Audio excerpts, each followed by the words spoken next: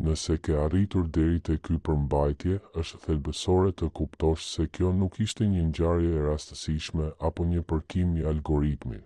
Ka momente në rrjedhën e jetës kur intuita merr komandën dhe i drejton hapat drejt një përgjigjeje që mendja racionale nuk është në gjendje ta formulojë. Ky është pikërisht një nga ato momente. Ka shumë gjasa që prej një kohe të ndjesh se një histori e caktuar në jetën tënde qëndron pezull në ajër, si një fjali e papërfunduar ose një melodi që u ndal para akordit final.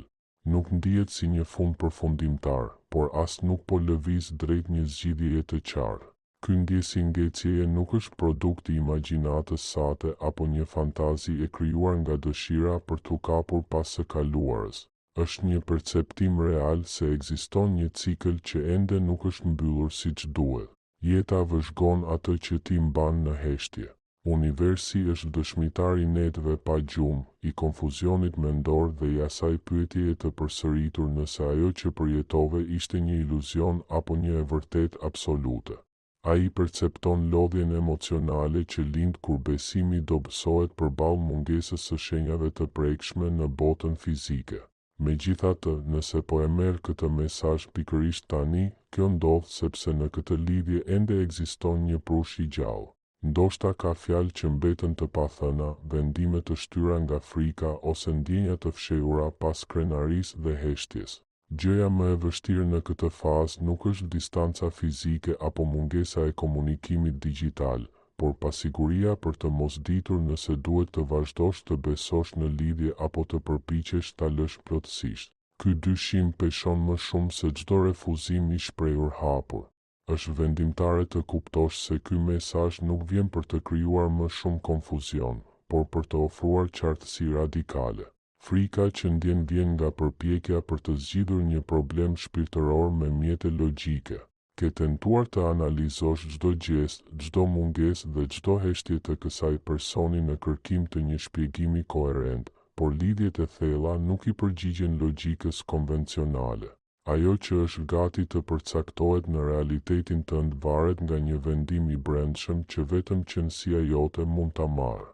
Jo nesër, jo kur të ndihesh më i fortë, por tani. Ka lidhje që nuk presin përgjithmonë dhe dritare mundësisht që hapen për të lejuar ribashkimin ose çlirimin. Hapi yt i ardhshëm nuk është një veprim i vogël apo një lëvizje e parëndësishme. Nuk bëhet fjalë për të dërguar një mesazh impulsiv apo për të detyruar një takim fizik. Bëhet fjalë për një lëvizje të ndërgjegjes që ka fuqinë të hapë një rrugë ose ta mbyllë atë përgjithmonë. Disa lidhje nuk lindën nga asgjëja. Kishte një njohje të ndërsjell, diçka që zgjoi pjesë të fjetura brenda teje, dhe për këtë arsye ndarja dhemb kaq shumë. Por lajmi i mirë është se fati nuk luan me emocione. Nëse kjo person vazhdon të zërë hapësirë në mendjen tënde, kjo ndodh sepse mësimi dhe qëllimi i lidhjes janë ende aktuale. Përgatitu, sepse ajo që do të zbulosh së shpejti do të ndryshojë mënyrën se si e interpreton heshtjen dhe do të japë çelësin për të zhbllokuar rrjedhën e kësaj marrëdhënieje. Nëse je gati ta integrosh këtë mësim në jetën tënde, shkruaj në komente. Unë aktivizoj fatin tim sot. Për të ecur përpara drejt zgjidhjes së kësaj lidhjeje, së pari është e nevojshme të vërtetosh atë që ndjen dhe të çmontosh idenë se po humb mendjen. Shoqëria dhe rrethi shpesh këshillojnë harres të shpejtë dhe sugjerojnë se kthimi i faqes është thjesht çështje vullneti. Megjithatë, psikologjia e thellë dhe ligjet universale bien dakord për një gjë themelore. Distanca fizike është vetëm një iluzion kur lidhja mendore mbetet aktive. Nuk mund të harrosh thjesht, sepse nuk bëhet fjalë për një kujtim të zakonshëm. Bëhet fjalë për një njohje të thellë që ndodh në një nivel ku koha dhe hapësira nuk kanë të njëjtën vlefshmëri si në botën materiale. Carl Jung, një nga mendjet më brillante në studimin e psikikës njerëzore, prezantoi ekzistencën e pavetdijes kolektive dhe sinkronicitetit. Jung sugjeroi se ekzistojnë ngjarje që duken si rastësi, por në realitet janë të lidhura nga një kuptim i thellë. Kur dy njerëz kanë ndarë intimitet të vërtetë dhe hapje të shpirtit, krijohet një urë psikike që nuk thyet thjesht sepse komunikimi ndalon. Kjo është arsyeja pse ndonjëherë, pa pritur, kujtimi i kësaj personi të pushton me një intensitet dërmues, ose pse ndëron për këtë prani pikërisht në momentin kur kishe vendosur të mos mendoje më për të. Nuk është obsesion, është informacion. Është konfirmimi se lidhja ende jeton në nivelin e padukshëm. Kjo lidhje nuk matet nga frekuenca e mesazheve apo nga premtime të dhëna për gjysmë. Ajo matet nga ajo që aktivizohet në qenien tënde sa herë që energjia e kësaj personi kryqëzon mendimet e tua. Matet nga mënyra se si reagon zemra jote dhe nga këmbëngulja e intuitës sate, edhe kur mendja logjike përpiqet të mohojë domethënien e lidhjes. Kjo nuk ndodh rastësisht, ndodh sepse ekziston një lidhje e lejuar nga inteligjenca universale për të mësuar diçka thelbësore për dashurinë dhe për natyrën tënde. Për një kohë të gjatë u përpoqe ta kuptoje këtë histori duke vëzhguar sjelljen e jashtme të palës tjetër, sikur e gjithë e vërteta të ishte aty, por sekreti nuk është jashtë. Kjo person hyri në jetën tënde për të funksionuar si një pasqyrë me besnikëri të lartë. Gjithçka që të tërheq tek ai dhe gjithçka që të dhem në mungesën e tij janë reflektime të aspekteve që jetojnë brenda teje.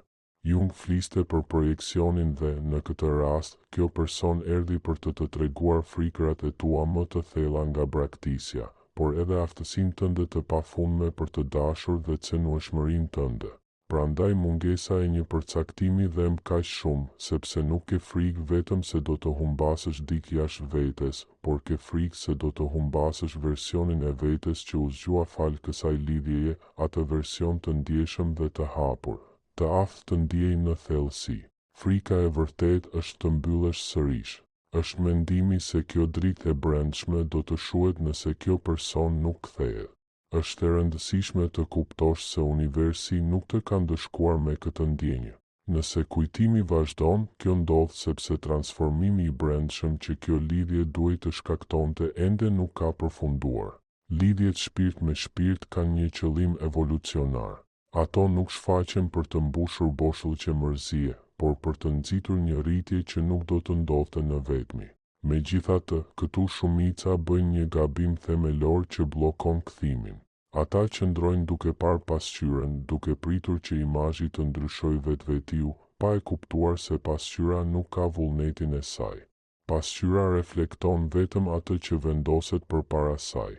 Për sa kohë që vazhdon të projektosh pritshmëri, frikë dhe nevojë, pasqyra do të kthejë distancë dhe heshtje. Por ekziston një ndërprerës, një mënyrë për të ndryshuar imazhin e projektuar që transformon menjëherë realitetin e lidhjes. Ekziston një gabim i hollë që e bën çdo mëngjes dhe që largon atë që dëshiron më shumë të tërheqësh. Të kuptosh këtë është hapi i parë për të rimarrë fuqinë tënde në këtë histori. Është e nevojshme të zhytesh në dinamikën e përditshme që e mban këtë situatë të ngecur dhe të analizosh sjelljen që pa e kuptuar bëhet pengesa më e madhe për ribashkimin. Ekziston një rutinë e padukshme që shumë njerëz në këtë situatë e adoptojnë pothuajse si një ritual dhimbjeje. Ajo fillon me zgjimin, kur mendimi i parë shkon automatikisht te mungesa e kësaj personi. Vazhdon me kontrollimin e telefonit në kërkim të një njoftimi që nuk ka ardhur, me analizimin e kohës së fundit online, ose me kërkimin e shenjave në rrjetet sociale që tregojnë se çfarë mendon ose ndjen pala tjetër. Ky monitorim i vazhdueshëm, që mendja e interpreton si një mënyrë për të mbajtur lidhjen gjallë ose për të mos humbur kontrollin, në të vërtetë është gabimi i heshtur që e fto lidhjen. Të pritësh, në kundërshtim me atë që zakonisht besohet, nuk është një aktivitet pasiv apo neutral. Të pritësh është një veprim energjetik aktiv dhe i fuqishëm, por ngarkesa e tij është e dendur. Kur vendosesh në energjinë e pritjes, dërgon një sinjal të vazhdueshëm universi dhe psikikës së personit tjetër që thotë qartë, kjo nuk është këtu, kjo mungon. Pritja ushqehet nga mungesa dhe, në botën e energjisë dhe ligjeve universale, mungesa tërheq vetëm më shumë mungesë. Duke e mbajtur veten në një gjendje pritjeje ankthioze, në të vërtetë po komunikon mosbesim. Ti thua se nuk i beson fatit që të orkestrojë kthimin, prandaj ndjen nevojën të monitorosh vazhdimisht procesin. Këtu hyn në lojë një paradoks themelor psikologjik dhe energjetik, i cili shpjegon pse kjo person largohet gjithnjë e më shumë sa më shumë që ti përpiqesh t'i afrohesh ose të dish diçka për të. Bëhet fjalë për dinamikën e ndjekjes dhe ikjes. Në nivel të pavetëdijshëm, të gjithë njerëzit kërkojnë të ndihen të lirë në zgjedhjen e tyre për të dashur. Kur pala tjetër percepton edhe nga larg se mirëqenia jote, stabiliteti yt emocional dhe lumturia jote varen ekskluzivisht nga kthimi i saj, ajo ndjen një presion të padukshëm, por dërmues. Ky presion nuk shfaqet domosdoshmërisht përmes qortimeve verbale. Ai ndihet në fushën e përbashkët energjetike si një kërkesë e heshtur, si një barë. Është sikur dikush përpiqet të qëndrojë në këmbë duke u mbështetur plotësisht mbi shpatullat e dikujt tjetër. Reagimi instinktiv i atij që mban këtë peshë është të tërhiqet për të rifituar ekuilibrin dhe hapësirën e vet jetësore. Prandaj pritja e zgjatur e fto atë që dikur ishte e gjallë. Jo sepse dashuria është zhdukur, por sepse energjia është bërë e rëndë, e dendur dhe e vështirë për t'u marrë frymë.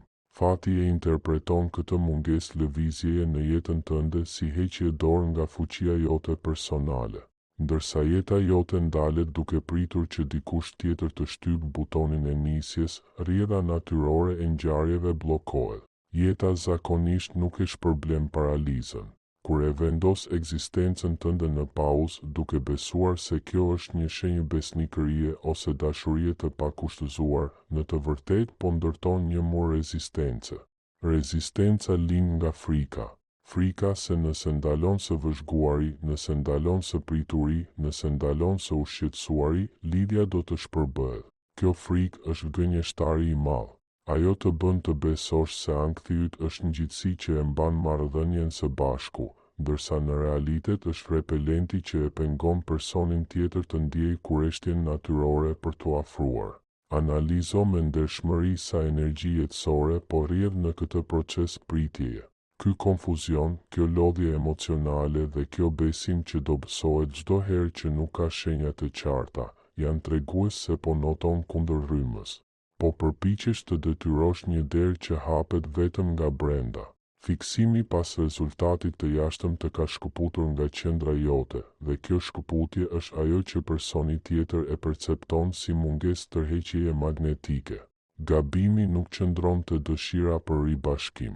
Dëshira është e natyrshme dhe njerëzore. Gabimi qëndron te nevoja për ribashkim që të mund të marrësh frymë sërish në paqe.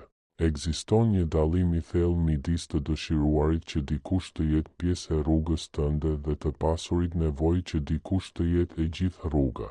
Pritja obsesive e vendos personin tjetër në piedestal dhe të vendos ty në një pozicion lypjeje energjetike. Dhe asnjë lidhje e vërtetë, asnjë marrëdhënie në nivel të lartë shpirtëror nuk mund të mbahet mbi bazën e pabarazisë. Që dashuria të jetë reale dhe e qëndrueshme, ajo duhet të jepet midis dy qenieve të plota, jo midis njërit që ikën dhe tjetrit që duhet të shpëtohet. Çaktivizimi i këtij mekanizmi mbrojtës është jetik. Nuk bëhet fjalë të shtiresh sikur nuk të intereson, sepse universi nuk reagon ndaj aktrimit, por ndaj dridhjes autentike. Bëhet fjalë të kuptosh se frika jote nuk e përshpejton kohën, por vetëm e rëndon atë. Pritja është një formë rezistence, sepse nënkupton që momenti i tanishëm nuk është i mjaftueshëm, që diçka thelbësore mungon që jeta të vlejë, dhe për sa kohë që ti e refuzon të tashmen tënde, e ardhmja që dëshiron nuk mund të vijë. Jeta e njeh këtë dridhje të mungesës dhe, sipas ligjit të pasqyrës, të ofron me bindje më shumë kohë pritjeje.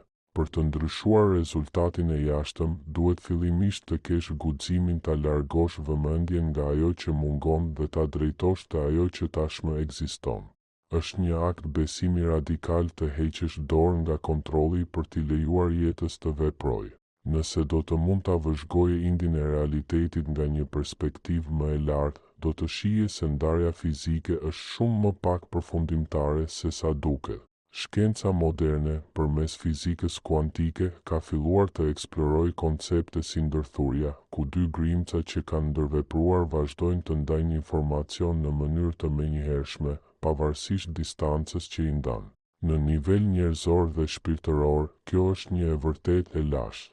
Ndërgjegje që janë prekur thellë qëndrojnë në komunikim të vazhdueshëm përmes një kanali që nuk kërkon as teknologji dhe as fjalë.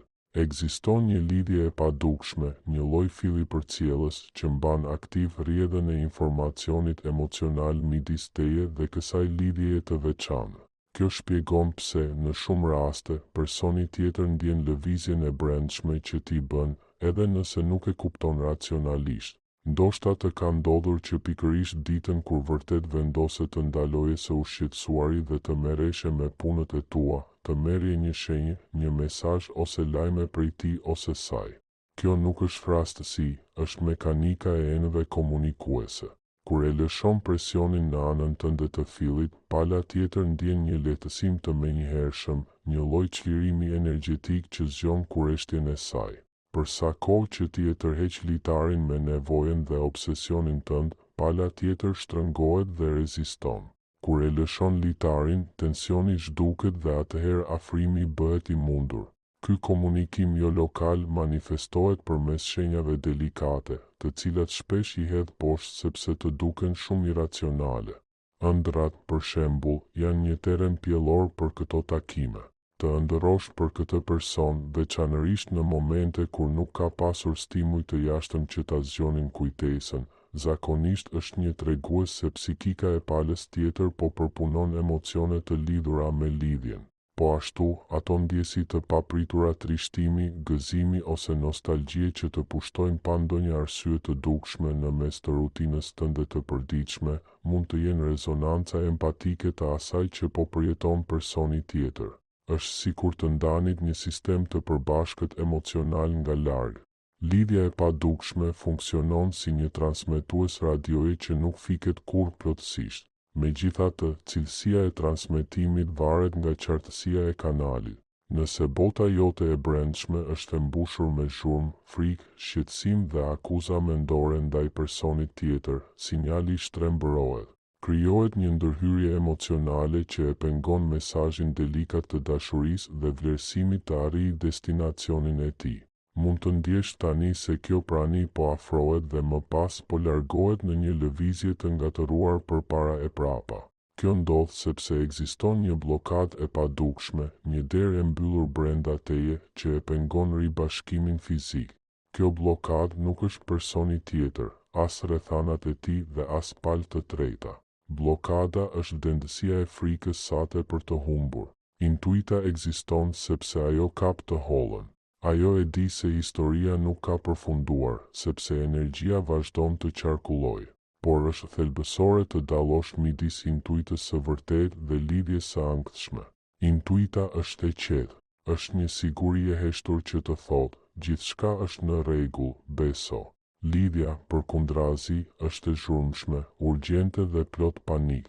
Lidhja e padukshme forcohet nga qetësia dhe dobësohet nga dëshpërimi. Nëse arrin të hysh në një gjendje neutraliteti, ku do pa zotëruar dhe mungon pa vdekur, ti pastron kanalin. Ekziston një fenomen magjepsës që shfaqet në këto lidhje të thella, telepatia emocionale. Nuk bëhet fjalë për lexim mendimesh fjalë për fjalë, por për transmetimin e gjendjeve të qenjes. Kur je në paqe, ti dërgon valë paqeje që e ftojnë personin tjetër të hyjë në atë gjendje.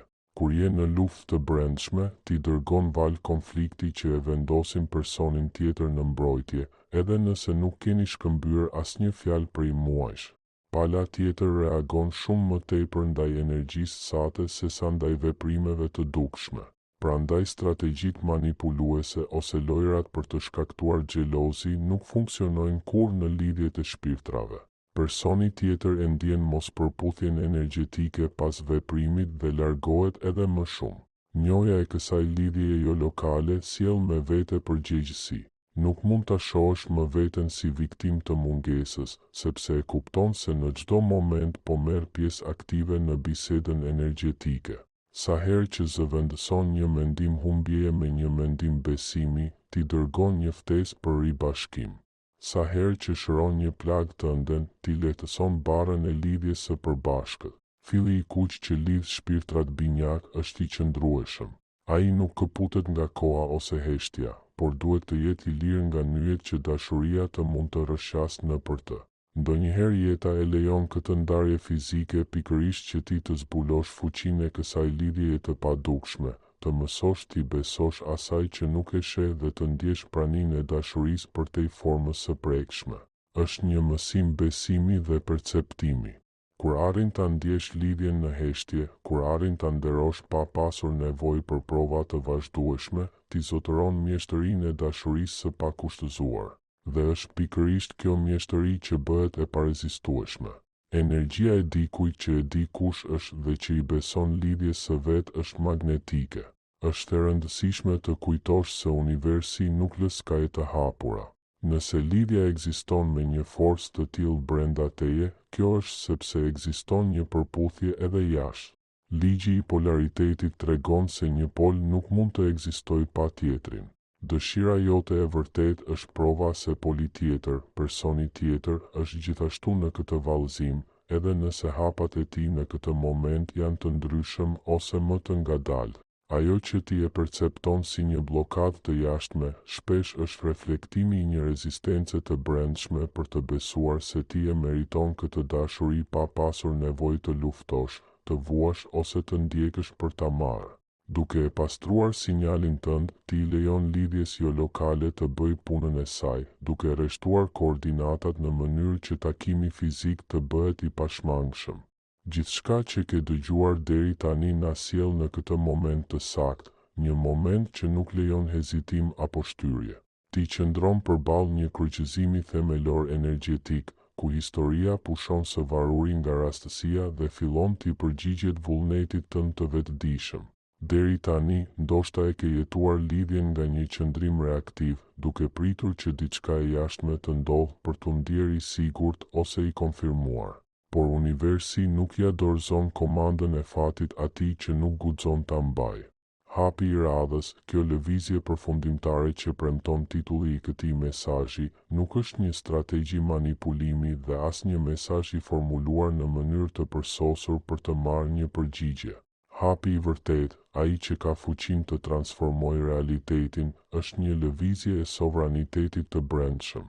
Ky është momenti i kthesës ku duhet të zgjedhësh mes dy rrugëve që nuk mund të ecen njëkohësisht, rruga e humbjes së frikës ose rruga e fitimit të sigurisë. Për shumë kohë, frika ka qenë skenaristi i heshtur i kësaj historie, duke diktuar çdo mendim ankthi dhe çdo natë pa gjumë.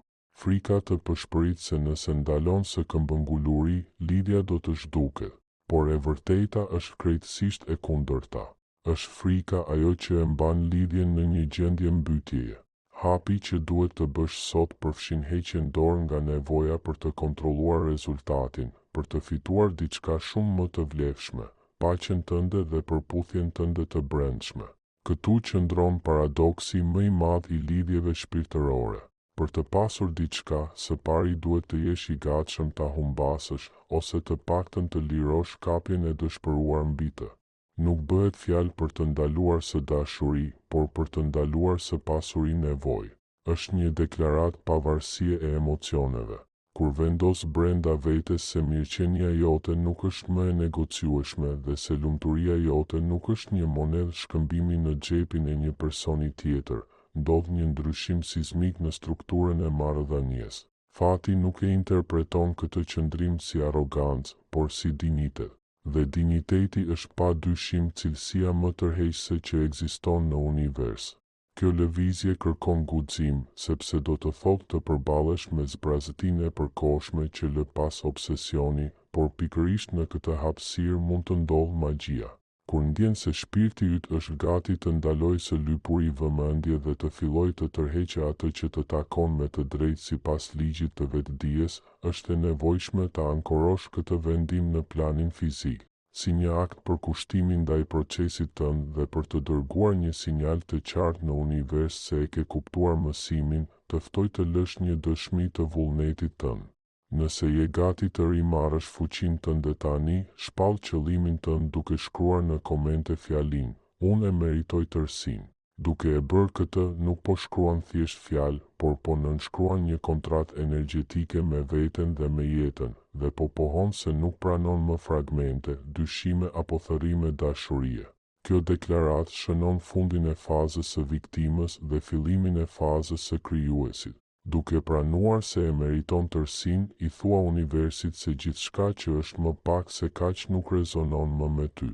Dhe çuditërisht, kur e ngre standardin tënd, realiteti detyrohet ta ngrejë nivelin e tij për të takuar. Ky person, i cili deri tani ka vepruar nga rehatia duke e ditur se ti ishe në pritje, do ta ndjejë ndryshimin. Nuk do të jetë në gjendje ta shpjegojë logjikisht, por do të perceptojë se diçka themelore ka lëvizur. Ti nuk je më një opsion i sigurt në fund të korridorit. Je shndërruar në një enigmë, në dikë që e vlerëson veten mjaftueshëm për të ecur përpara. Sa po ta marrësh këtë vendim, diçka e papritur ndodh në psikikën e personit tjetër. Jung fliste për mistikën pjesëmarrëse, një shkrirje identitetesh ku është e vështirë të dihet se ku mbaron njëri dhe ku fillon tjetri. Duke e thyer varësinë, ti e thyen këtë shkrirje të pashëndetshme dhe bëhesh sërish një individ i plotë. Dhe vetëm dy individ të plot mund të takohen në një bashkim të shenjtë. Ky është hapi yt i radhës, të tërhiqesh nga buza e dëshpërimit dhe të qëndrosh fort në qendrën e jetës tënde. Është një lëvizje që hap një rrugë të re ose e mbyll përgjithmonë të vjetrën, por në çdo rast të rikthen lirinë. Dhe vetëm nga liria mund të lulëzojë dashuria e vërtetë. Tani që vendimi është marrë, lind pyetja praktike se si të ruhet kjo gjendje në jetën e përditshme. Këtu hym në territorin e alkimisë së brendshme, procesin e shndërrimit të plumbit të frikës në arin e magnetizmit personal. Koncepti i lëshimit shpesh keq kuptohet dhe krijon një rezistencë të madhe, sepse mendja e lidh atë me harrimin, indiferencën ose humbjen përfundimtare. Gabimisht besohet se të lëshosh do të thotë ta fshish këtë person nga kujtesa ose të ndalosh së dëshiruari praninë e tij. Asgjë nuk mund të jetë më larg së vërtetës. Të lëshosh, në kuptimin shpirtëror dhe energjetik, nuk është një akt dëbimi, por një akt çlirimi. Të lëshosh do të thotë të heqësh dorë nga kontrolli obsesiv mbi kurthësi. Do të thotë ti heqësh duart nga fyti i fatit që ai të mund të marrë frymë. Imagjino sikur po mban fort në dorë një grusht rëre. Sa më fort ta shtrëngosh grushtin, aq më shumë kokra rrëshasin mes gishtave. Kur lëshon, thjesht e hap dorën. Rëra është ende aty, por tani qëndron në pëllëmbën tënde pa presion. Në të njëjtën mënyrë mund ta mbash dashurinë për këtë person në zemrën tënde pa pasur nevojë ta mbytësh lidhjen me urgjencë. Ky ndryshim qëndrimi është ai që lejon energjinë të rrjedhë sërish drejt teje, në vend që të ikë vazhdimisht jashtë. Në punën me energjinë ekziston një parim mekanik. Vëmendja është energji e drejtuar. Gjatë gjithë kësaj kohe, duke menduar në mënyrë obsesive për këtë person, duke kontrolluar lëvizjet e tij dhe duke u shqetësuar për mungesën e tij, ti ke dërguar atij sasi të mëdha të energjisë tënde jetësore. Ti ke ushqyer fjalë për fjalë sistemin e tij energjetik me energjinë tënde. Prandaj ky person ndihet kaq i qetë, kaq i aftë të vazhdojë jetën e tij pa u kthyer pas. Ai është i mbushur me energjinë tënde. Nuk ka nevojë të kërkojë, sepse të ka të pranishëm energjetikisht gjatë gjithë kohës. Ti, përkundrazi, ndihesh në një gjendje lodhjeje të vazhdueshme, me raskapitje dhe zbrazëti, sepse po e dhuron fuqinë tënde. Alkimia fillon kur vendos ta tërheqësh këtë vëmendje dhe ta kthesh në shtëpi, në qendrën tënde. Në fillim kjo mund të duket e çuditshme, sikur po ndërpret një furnizim jetik, por është thelbësore. Kur ndalon se ushqyeri energjetikisht palën tjetër, ndodhin dy gjëra. Së pari, ti rifiton vitalitetin, shkëlqimin dhe tërheqjen tënde. Bëhesh sërish ai person interesant dhe vibrues me të cilin dikush mund të dashurohet. Së dyti, personi tjetër përjeton një ndërprerje furnizimi. Pa pritur, rrjedha e vazhdueshme e vëmendjes që merrte falas ndalet. Kur ky model furnizimi energjetik shembet, krijohet një vakum dhe universi e urren vakumin. Pikërisht në këtë moment dinamika fillon të përmbyset. Personi tjetër e ndjen papritur mungesën e pranisë sate, jo si presion, por si një zbrazti të pashpjegueshme. Diçka mungon, diçka që më parë e merrte si të mirëqen pa e vënë në dyshim. Kjo tërheqje e hollë, kjo ndjesi se energjia jote nuk është më e disponueshme, zgjon një kurreshtje instinktive. Jo rrallë, pala tjetër fillon pikërisht atëherë të pyes veten se çfarë ka ndodhur brenda teje, pse je bërë i heshtur nga brenda dhe pse energjia jote nuk rrjedh më drejt tij si më parë. Kjo enigmë, kjo version i ri i yti që nuk është më i disponueshëm me shtypjen e një butoni, bëhet magnetik, dhe magnetizmi që lind nga qetësia e brendshme është shumë më i fortë se çdo formë ndjekjeje. Këtu zbulohet e vërteta më e lartë e gjithë këtij udhëtimi. Nuk është malli që e kthen dik, por kthimi yt te vetja. Kur mbledh energjinë tënde, zë qendrën tënde dhe ndalon së humburi veten në të jashtmen, dërgon mesazhin më të qartë në univers dhe atij personi. Një mesazh që nuk vjen nga mungesa, por nga bollku. Dhe bollku tërheq. Nëse kjo lidhje do të rinovohet apo do të shpërbëhet përfundimisht, në këtë gjendje nuk ka më rëndësi, sepse ti ke rimarrë kontrollin mbi historinë tënde. Ribashkimi mund të ndodhë atëherë jo si shpëtim, por si një zgjedhje e vetëdijshme e dy shpirtrave të plotë. Dhe nëse universi e ka parashikuar këtë rrugë për ju, dera do të hapet në kohën e duhur lehtë, qartë dhe pa luftë.